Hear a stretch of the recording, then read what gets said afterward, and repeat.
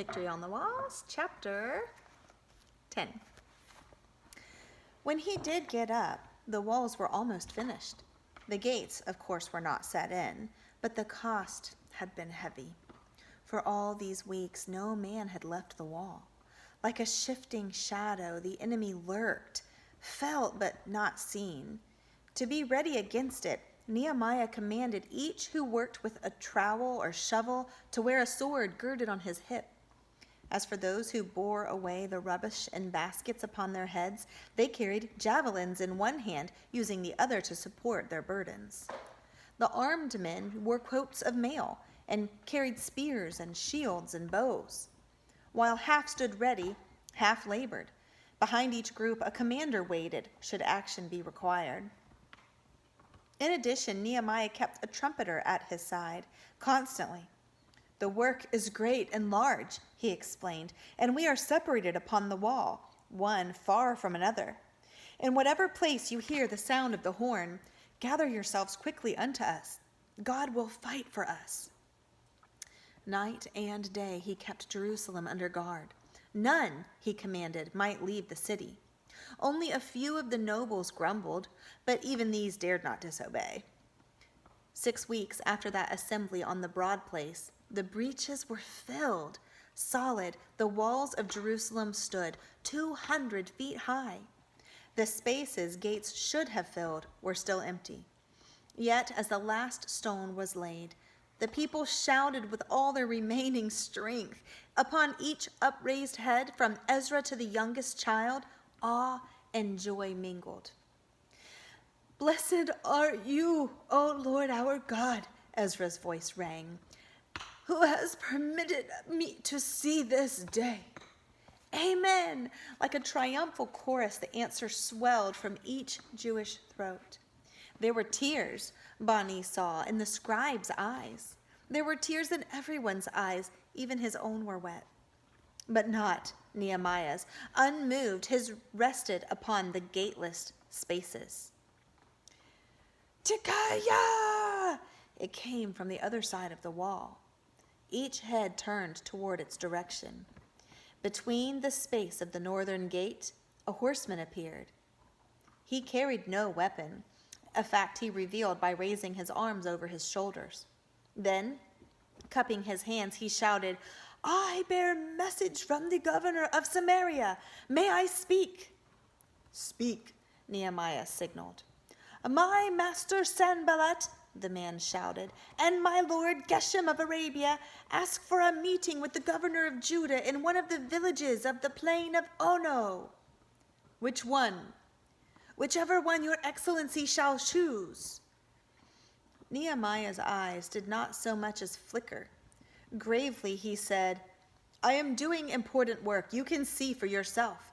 The walls are done, but," he paused, "the gates are not set. I cannot come down." "But," the messenger protested, "it is only 20 miles to Ono, a matter of days. My master begs you to spare him a short time." Nehemiah waved to the listening Judeans. "Let them decide," he said, and aloud he cried, "My brothers, can the work cease? Can we stop now while the gates are not yet set?" Exhausted, unwashed, the Judeans stared at him. Now that the walls were completed, they all longed for a respite, a change of clothes, a bath, but, most of all, for their beds. Yet, here was Nehemiah demanding that they go on, and here was the Samaritan urging Nehemiah to leave.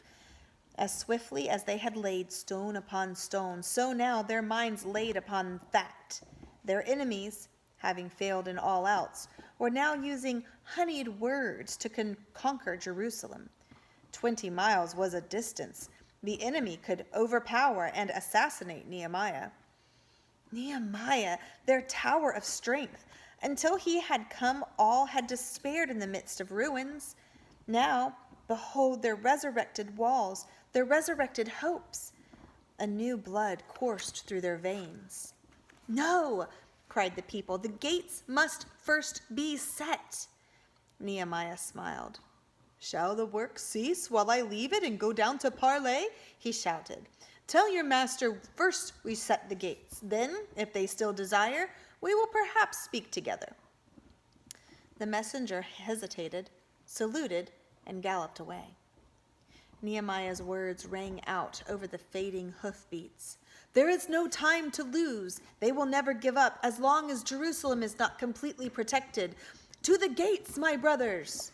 And, as Nehemiah predicted, so it came to pass. 4 more times the messenger returned, each time with the same request. And each time Nehemiah replied, "There are still 5 gates left to be set, or 4, or 3.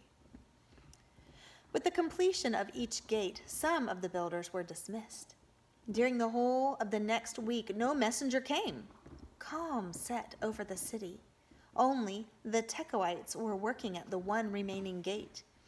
Even Nehemiah, overcome with weariness, had to hand over the supervision to Hanani. Moreover, the political affairs of Judah now demanded his whole attention. Bathed and combed, although still in simple robes, Nehemiah held court each day in his hall of audience. For the hungry of Jerusalem, as well as for the Jews who came from outside the city and for visiting dignitaries, Nehemiah maintained open house. Each day he fed more than 150 men. Tribute poured in, as it must, in all the lands of Artaxerxes, but the news spread rapidly. Nehemiah accepted taxes for the king's treasury, but not a shekel did he retain for himself. Most of the wealthy of Judah refused to believe it.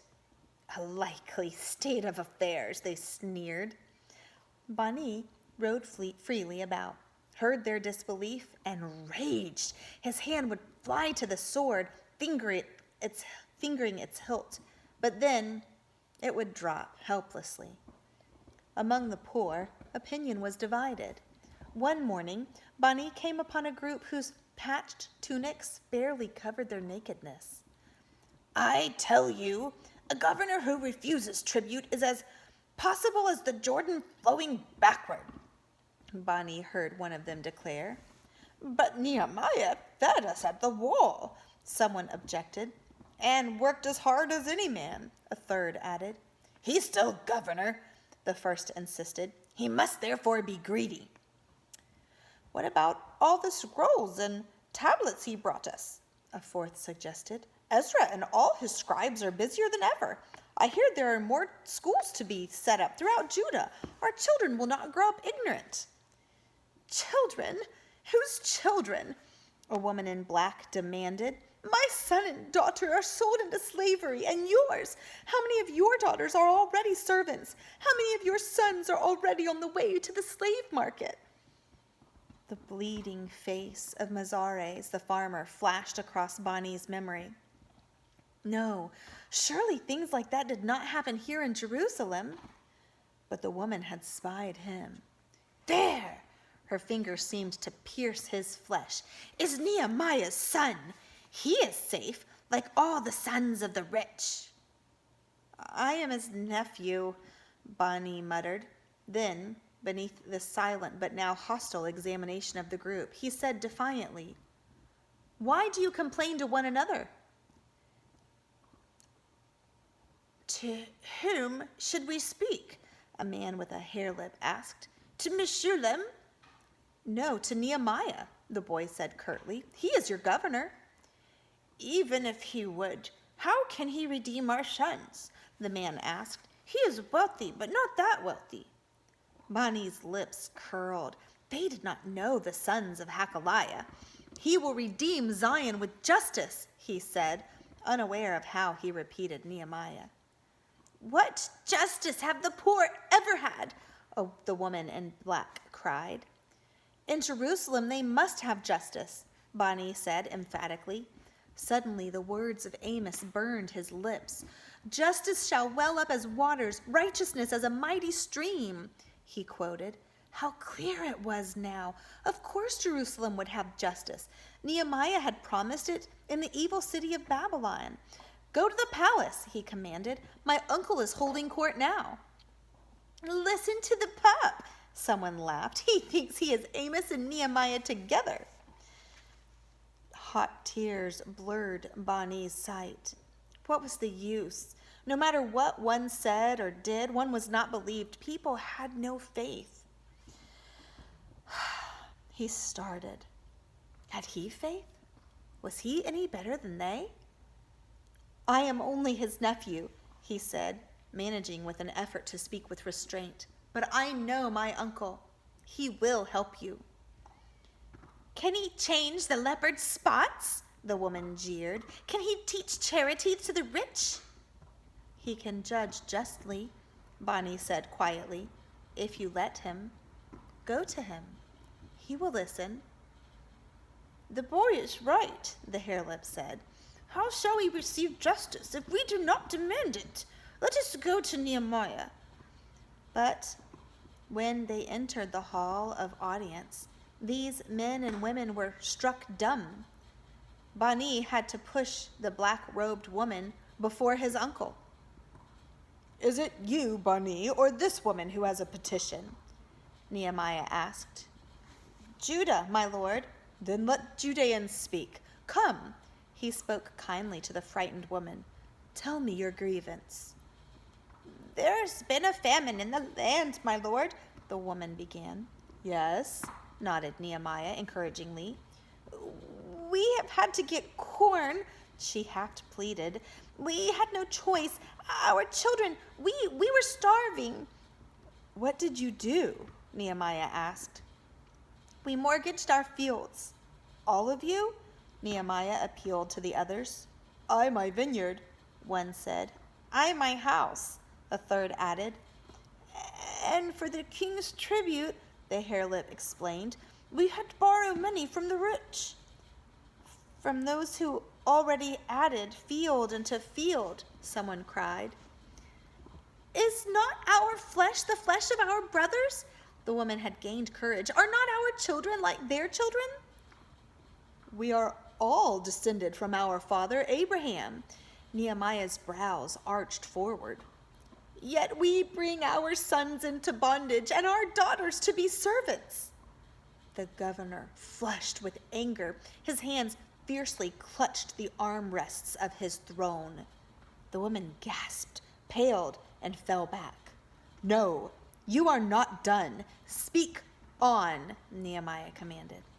What more can I say, my lord? She whispered. They have our fields and vineyards. They have all we owned. We are at their mercy.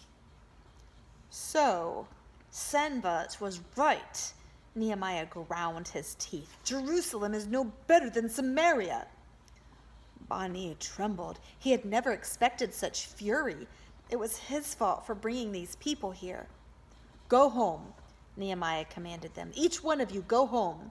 The walls of Jerusalem shall not enclose this evil much longer. My lord, the harelip confronted Nehemiah. Why are you angry with us? With you, the governor exclaimed and slammed his fist against the armrest. For being the victims of greed? No, it is not you who corrupt Jerusalem. Then, gently, he added, Go home, my brothers. All will be set right. But, the man persisted, it is not so simple.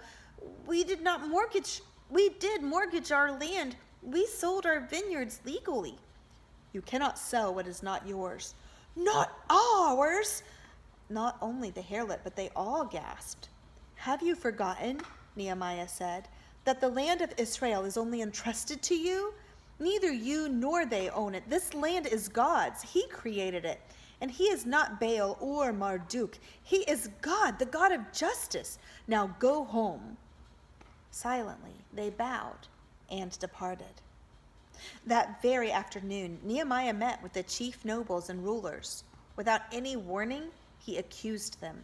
You lend upon pledge, every one of you, to your brothers, here in Jerusalem, upon this altar of God. We must take pledges, Meshullam said boldly. We are not as rich as Nehemiah.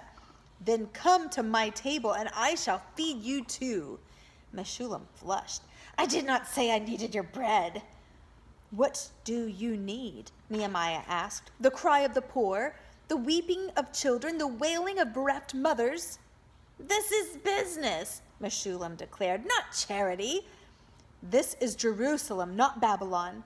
Tomorrow you and all who own a pledge shall meet with me in the broad place where before the water gate. Curtly, I bid you all good day." Sullenly they left the hall of audience. They came the next day as he had commanded.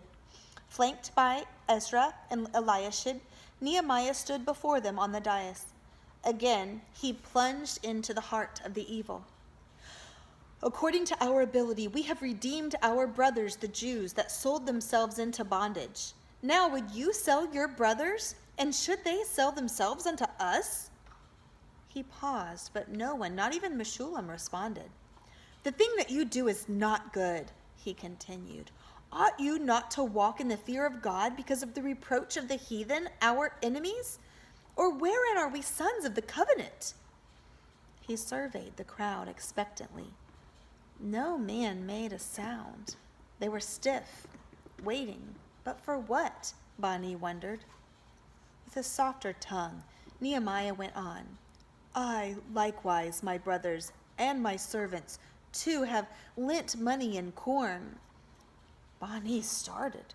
To what kind of guilt was Nehemiah confessing? "I pray you," Nehemiah pleaded, "let us leave off this exaction." A breath of relief seemed to rise from these men.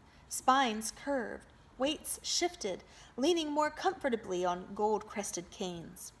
Some lips even smiled. But Bani was angry. Nehemiah had saved their pride by making himself one of them. But he was not one of them. No, nor could he ever be. "Restore, I pray you, to them." Nehemiah raised his hands. "Even this day, this very day, their fields, their vineyards, their olive yards, and their houses, also the hundreds of pieces of silver and the corn, the wine and the oil that you exact of them." Hassaniah stepped forward. "I will restore them," he said, "and I will require nothing of them. So will I do, even as you say." And turning to the others, he cried, "What do you say, my brothers?" With a great shout, they replied, "We will make restoration, and we will require nothing of them. We will do as Nehemiah advises." "Eliashib," Nehemiah said to the high priest, "they have spoken well. Administer the oath that they will act according to their promise." "What?" Meshullam cried indignantly. "Is not our word sufficient for Nehemiah? Must we swear to it?" Nehemiah, who but a minute before had been one of them, was suddenly the cupbearer of Artaxerxes. As one inspects an ugly insect, Nehemiah examined Meshullam. Meshullam, however, was not daunted. "I," he cried, "shall take no oath, nor shall I relinquish my mortgages. They are legally mine." Before anyone knew what had happened, Nehemiah was off the dais, had seized Meshullam by his beard and flung him to the ground, and had spat over the prostrate body. "Shall a man who has already given his daughter unto Tobias' son continue to profane Jerusalem? You shall return your pledges, Meshullam, or I shall teach you God's law more painfully." And as Meshullam struggled to his feet, Nehemiah again spoke commandingly from the dais. "Administer the oath, high priest." Eliashib obeyed. All answered, "Amen." Then Nehemiah shook out his robe and said, "So God shake out every man from his house and from his fields if he does not perform this promise. Even so let him be shaken out and emptied." "Amen," they all replied. "Go in peace, my brothers," Nehemiah said. "Shalom," they replied, and left the broad place. But as they left, Bani knew that fresh enemies had been created against the house of Hakaliah that day.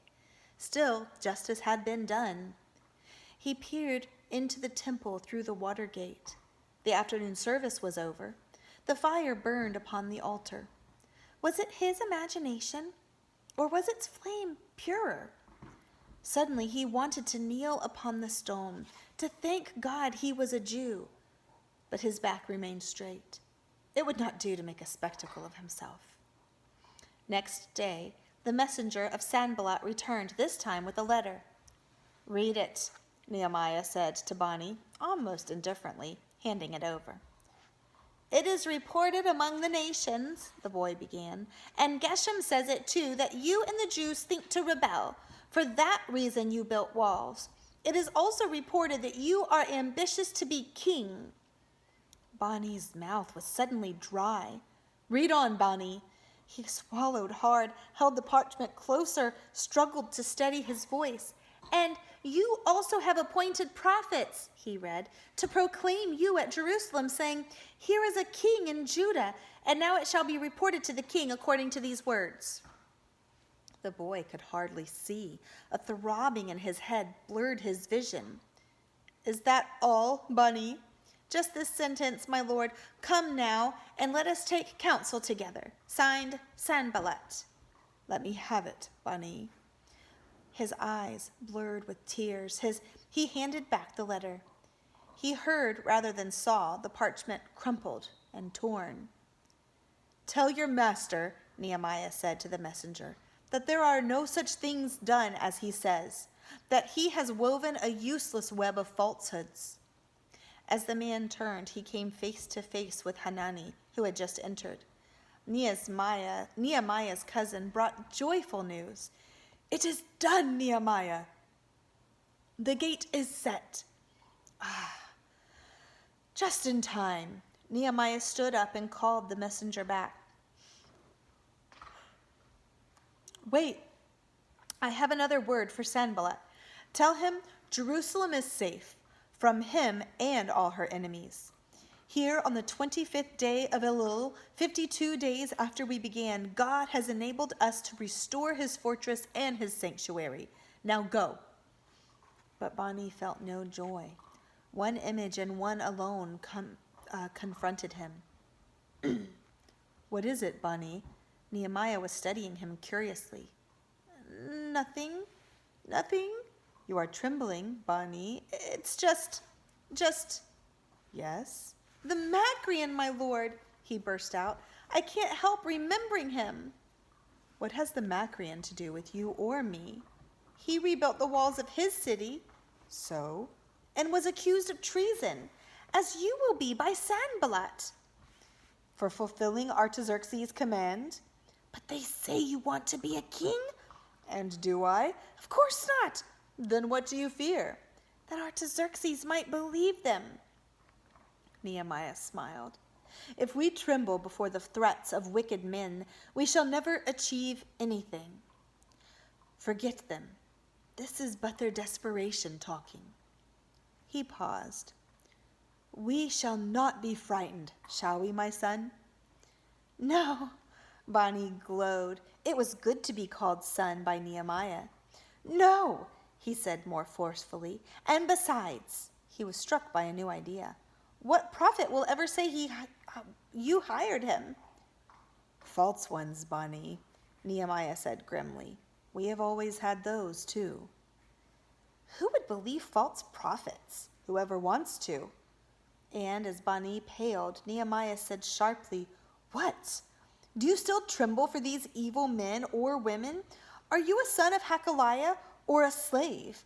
"A son of Hakaliah," Bani said stiffly. "And therefore, my son," Nehemiah added gently, "have faith. Believe that this evil scheme must fail. This is what it means to believe in God." Hanani, Nehemiah said, turning to his cousin. "You and Hananiah must take over the security of Jerusalem." "Yes, Nehemiah. Let not the gates be opened until the sun be hot. And while they stand on guard, let them shut the doors and bar them. And let watches be appointed among the inhabitants of Jerusalem, every one in his watch, and let every one set a watch on his own house." "There are so few in Jerusalem," Hanani frowned. "Now that the builders have left, then we shall have to bring in more." "But there are no houses for them. How shall they live?" "If need be, Hanani, I shall build for them."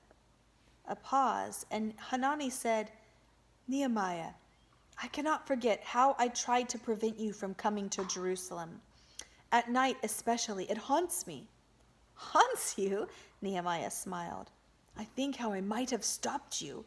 He covered his eyes as one who would black out a dream. But what would we, Jerusalem, have done without you? I am God's servant, Hanani. If he had not chosen me, he would have chosen another. Neither you nor I can change Israel's destiny.